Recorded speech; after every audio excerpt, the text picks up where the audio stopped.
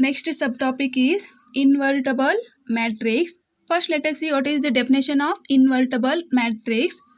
If A is a square matrix of order M and if there exists another square matrix, take that as B of same order M, such that AB is equal to BA, that must be equal to I, that is identity element, then B is called the inverse of matrix A and it is denoted by A inverse. In that case, A is said to be invertible. See here, what is the definition of invertible matrix means? If you are choosing two matrices, that is A and B, those A and B are square matrix.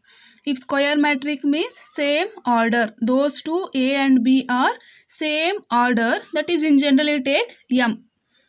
Then if you are multiplying those two matrices A and B, that is AB, product of AB must be equal to product of BA, those must be equal to, we need to get identity element.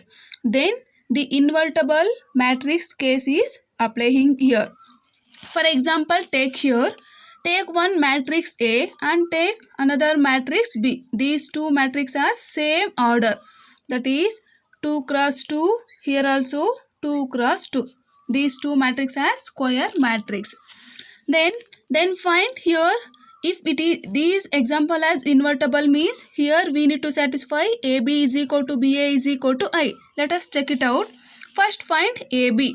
We are all already knowing that how to multiply two matrices, that is find AB, that is 2 into 2 4, next 2 into minus 1 is 3. Wise product of these two matrices we are getting AB as like this, that is 4 minus 3 1, minus 6 plus 6 0, 2 minus 2 0, minus 3 plus 4 as 1. So wise AB we are getting 1 0 0 1 as a 2 cross 2 identity matrix. Then check it out BA. This is your B matrix, this is your A matrix. Then find here product of these two matrices we are getting like this. Here also 4 minus 3 1, 6 minus 6 0, minus 2 plus 2 0, minus 3 plus 4 as 1. BA also we are getting identity matrix. Then so wise AB also identity matrix, BA is also identity matrix. So wise therefore AB is equal to BA is equal to I. So wise if this condition is exist, then A and B are here invertible matrices. That is, thus B is a inverse of A. In other words, if B is a inverse of A means B is equal to A inverse and A is a invertible of B. That is A is equal to B inverse. That is, if invertible condition is satisfied means AB is equal to BA is equal to, we need to get identity matrix. Next, based on this condition, we have theorem, that is 2 marks important theorem. That is theorem 1 is uniqueness of theorem. This theorem can also be called as uniqueness of inverse.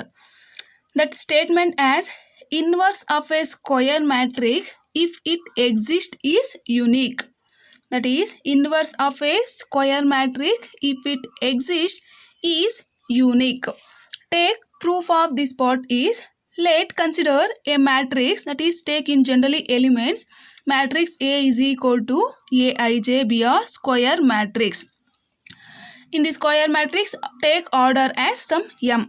In generally take M. If possible take one more two matrices, let B and C be two inverse of A matrices. Here take first A matrix as square matrix, then choose two another matrices B and C matrix. These two B and C matrix is inverse of A matrix.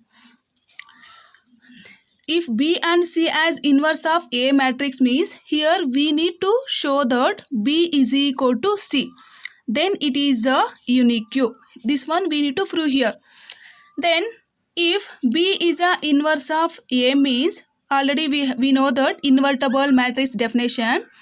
B is the inverse of A means then AB is equal to BA is equal to I. This is first condition. Then take second condition. If C is the inverse of A means AC is equal to CA is equal to I according to invertible definition. Consider here B is equal to BI.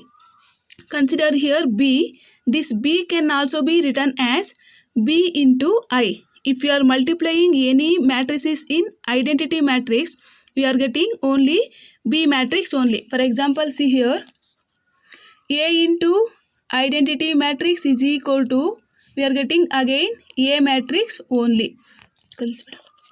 A matrix only. In the same way, B can be written, B matrix can be written as B into identity matrix, B into I. Again you are getting B matrix only. So wise B can be written as B into I is equal to B, right, as it is. I is equal to, in the place of I we are taking, see here, I is equal to AC, AC is equal to I. So wise in the place of I, in the place of I is equal to AC, I interchange here in the place of I as AC. B, right, as it is. In the place of I interchange AC is equal to I. So why in the place of I interchange here AC. That must be equal to, take here BA as one group, C, right, as it is. Here make BA as one group, C, right, as it is. That must be equal to, in equation 1, see here in equation 1, BA is equal to I, AB is equal to BA is equal to I. So why is I choose here BA is equal to I. I substitute here in the place of BA I. That is, see here in the place of BA I substitute here I. Then C, right, as it is. Already we are knowing that A into I is equal to A only. In the same way I into C is equal to C only. So wise B, we are choosing here B, we are getting C. So wise B is equal to C. So wise these two B and C matrix as unique of A matrix, or B and C as inverse of A matrix. Next, second theorem. This is also important theorem. See here, what is the statement of this theorem means, if A and B are invertible matrices of same order, then here we need to show AB whole inverse is equal to B inverse into A inverse. In a given statement, they are given two matrices A and B are, they mention here invertible matrix.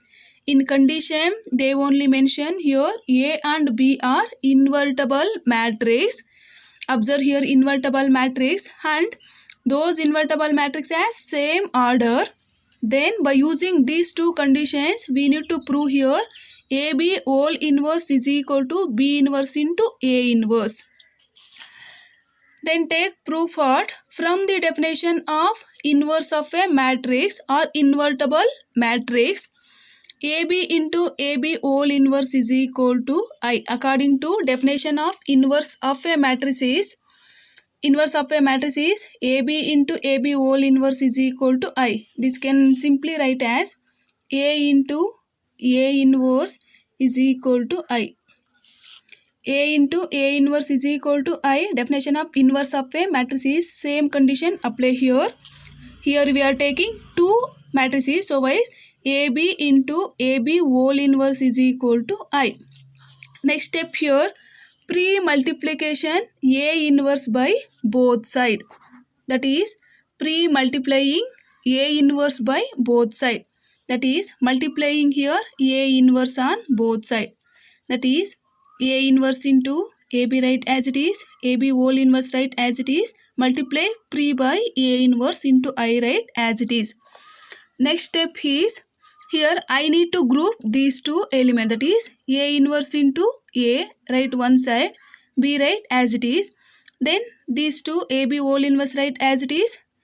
Then already you people are knowing that A into I as we are writing A only. In the same way A inverse into I as A inverse only. Next, see here A inverse into A means I, write B as it is. then AB whole inverse right as it is equal to A inverse right as it is. Next, already you people are knowing that I into B value is B only. AB whole inverse right as it is A inverse right as it is. Next, after getting this condition, next step is pre-multiplying B inverse on both sides.